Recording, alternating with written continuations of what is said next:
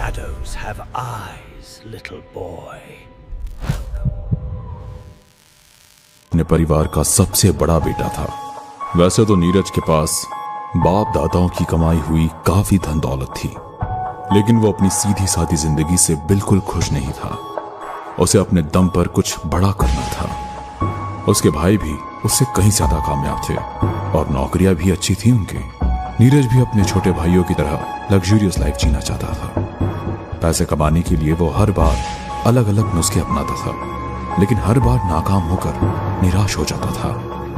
नीरज अपनी किस्मत से थक हार के अपने दोस्त की सलाह मानकर एक अघोरी के पास अपनी समस्या का हल खोजने के लिए निकल पड़ता है। रात के करीब 12 बजे नीरज उस अघोरी के पास पहुंच गया। जंगल इतना घना था कि दूर दूर तक आसपास कोई नजर नहीं आ रहा था, सिवाय एक पुराने श्मशान घाट के, जो कि रोड के उस पार नजर आ रहा था। वहां पहुंचने पर देखा राख में नहाया हुआ एक अघोरी हवन कुंड के सामने बैठकर मंत्रों का जाप कर रहा था। मंत्र पढ़ते पढ़ते अघोरी बाबा ने नीरज को बैठने का इशारा किया। अघोरी आंखें बंद करके किसी का आवाहन कर रहा था। तभी एक साया धीरे धीरे नीरज के इर्द गिर्द घूमने लगा। कुछ देर बाद वो साया एक खूबसूरत लड़की में बदल गया। उसकी आंखें और खूबसूरत लंबे बाल मदहोश करने वाले थे। ये कर्ण पिशाचनी अब से तेरी होकर रहेगी। तेरी कामयाबी का रास्ता ये है, ये तुझे राह दिखाएगी। ये स्त्री तेरे कान में लोगों के राज बताएगी। कब क्या हुआ और क्या होने वाला है ये सब जानती है। अब तू इसके द्वारा लोगों का भविष्य जान सकता है। लोगों का भविष्य बताकर तू माला माल हो जाएगा। बड़ी बड़ी हस्तियां तेरे पास खुद चल कर आएंगी। पर ध्यान रहे, इन शक्तियों का कभी गलत उपयोग नहीं करना।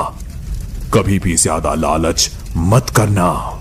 और एक बात, जो 3 वचन पिशाचनी तुझसे मांगेगी वो ईमानदारी से निभाने होंगे, नहीं तो सब कुछ उल्टा हो जाएगा। जी बाबा। उसके बाद अघोरी ने मंत्र बोलते हुए दोनों के माथे पर एक तिलक लगाया। ये रक्त से भरा कटोरा अपने हाथ से पिशाचनी को पिला दो। नीरज ने जैसे ही अपना हाथ आगे बढ़ाया, पिशाचनी ने नीरज से कहा, रुको, पहले तुम्हें मुझे 3 वचन देने होंगे, उसके बाद फिर मैं तुम्हारी बनूंगी। अगर कोई भी वचन तोड़ा तो तुमसे तुम्हारी सारी दौलत छीन ली जाएगी, यहां तक कि तुम्हारी जान भी जा सकती है।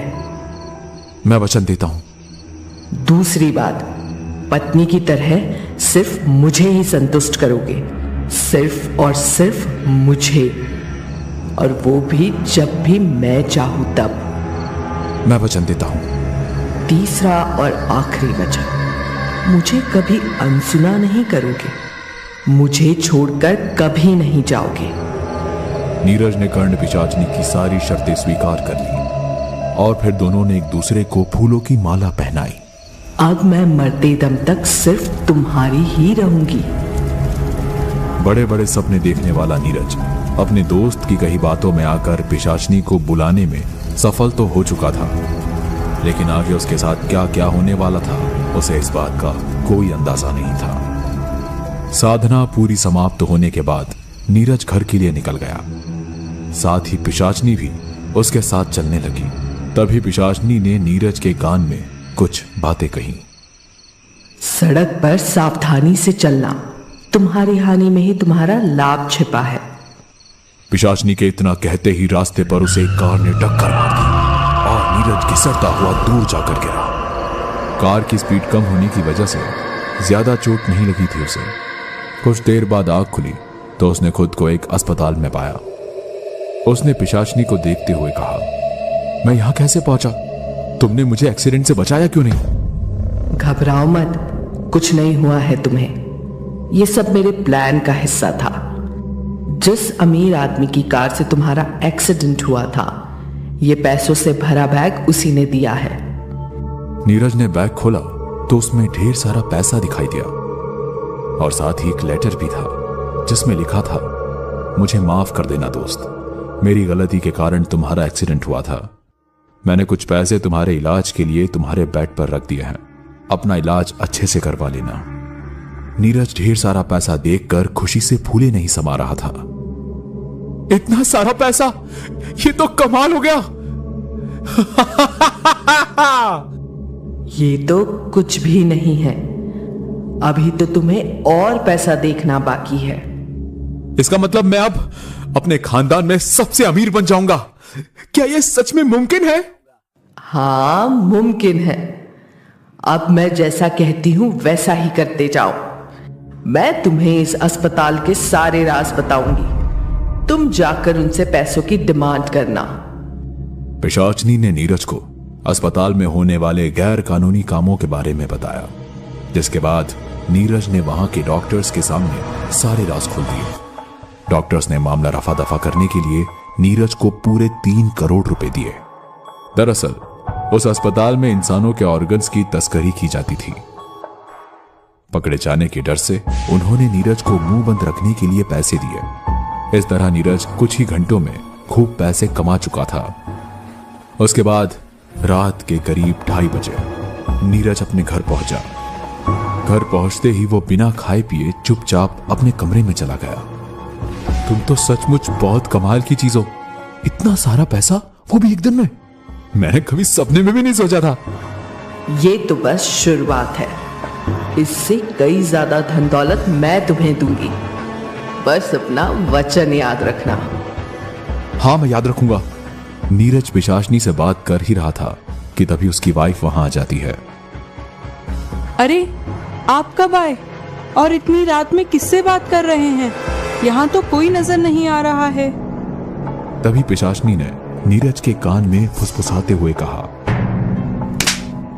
अपने काम से मतलब रख, तुम्हें मेरी ज्यादा फिक्र करने की कोई जरूरत नहीं है, समझे? चल जाओ अब। नीरज का बर्ताव देखकर सुनीता रोते हुए अपने कमरे में चली गई और नीरज दूसरे कमरे में सोने चला गया। अगले कई दिन तक ऐसे ही चलता रहा। नीरज रोज रात को घर पे देरी से लौटता और बिना किसी से बात किए चुपचाप अपने कमरे में जाकर खुद को बंद कर लेता था। एक रात करीब 2 बजे सुनीता ने हिम्मत जुटाकर नीरज के कमरे में झांकने की कोशिश की तो उसने देखा कि नीरज बड़े आराम से एक औरत की गोद में सर रखकर सोया हुआ था। उस औरत के लंबे लंबे बाल और खौफनाक चेहरा देखकर सुनीता वापस अपने कमरे में दुबक के सो गई। अगली सुबह जब नीरज की आंख खुली तो शहर से उसे कॉल आया था। फोन पर खबर मिली कि उसके दोनों छोटे भाई अब इस दुनिया में नहीं रहे। एक एक्सीडेंट के दौरान उनकी ऑन स्पॉट मृत्यु हो गई और इंश्योरेंस की तरफ से नीरज को 90 लाख रुपयों का नॉमिनी अमाउंट दिया जाएगा। नीरज ये खबर सुनकर फूट फूट कर रोने लगा। इतने दिन तक वो अपने भाइयों से चिढ़ता था, लेकिन आज उसे उनके न होने का दुख हो रहा था। भगवान, आपने मेरे भाइयों के साथ अच्छा नहीं किया। मैं जानती हूं तुम्हारे ऊपर क्या बीत रही है, लेकिन अंदर ही अंदर कितने खुश भी हो तुम। पूरे 90 लाख रुपयों का मुनाफा हुआ है तुम्हें और उससे भी ज्यादा की जमीन और मकान सब तुम्हारे ही नाम पे है। अब पिशाचनी की बातें सुनकर नीरज का दिमाग अब जाकर सनक सा गया और उसे कर्ण पिशाचिनी के बारे में अंदाजा हो गया। नीरज बिना देरी किए अपनी पत्नी के साथ उस अघोरी के पास दोबारा गया। बाबा, नहीं चाहिए मुझे धन और दौलत, मुझे इस पिशाचिनी से मुक्त करवा दीजिए। अब मैं किसी चीज के लिए लालच नहीं करूंगा, कभी भी नहीं करूंगा। तुम्हें अपनी भाइयों की बुराई पिशाचिनी के सामने नहीं करनी चाहिए थी और ना अपनी ईर्ष्या के बारे में उसे कुछ बताना चाहिए था। मुझे माफ कर दीजिए बाबा। अघोरी जल्दी जल्दी हवन की तैयारी शुरू करता है और जमीन पर एक गोल घेरा बनाकर दोनों को उसके बीच बैठाकर कहता है, ध्यान से सुनना, जब तक हवन पूरा नहीं होता तुम किसी भी हाल में इस यंत्र से बाहर मत निकलना। अघोरी के इतना कहते ही पिशाचनी वहां पर आ जाती है और नीरज को चेतावनी देकर कहती है, तूने मेरा वचन तोड़ा है, इसका परिणाम तुझे भुगतना पड़ेगा।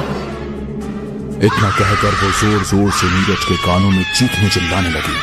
नीरज ने अपने कान बंद कर दिए, लेकिन उसकी चीखने की आवाज इतनी जोर से आ रही थी कि नीरज के कानों से खून निकलने लगा।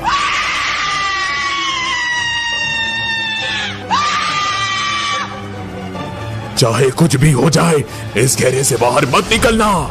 पिशाचनी अपनी पूरी शक्ति से नीरज को उस घेरे से बाहर निकालने की कोशिश करती है। मुझे बचा लो बाबा, ये मुझे मार देगी। सुनीता, सुनीता मेरा हाथ मत छोड़ना।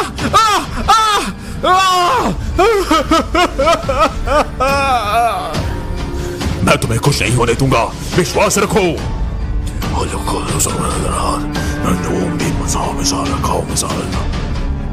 हवन के पूरा होते ही तभी अघोरी बाबा ने भभूति की राख पिशाचनी के ऊपर फूंक दी, जिसके बाद उसके चीखने चिल्लाने की आवाज सब जगह गूंजने लगी।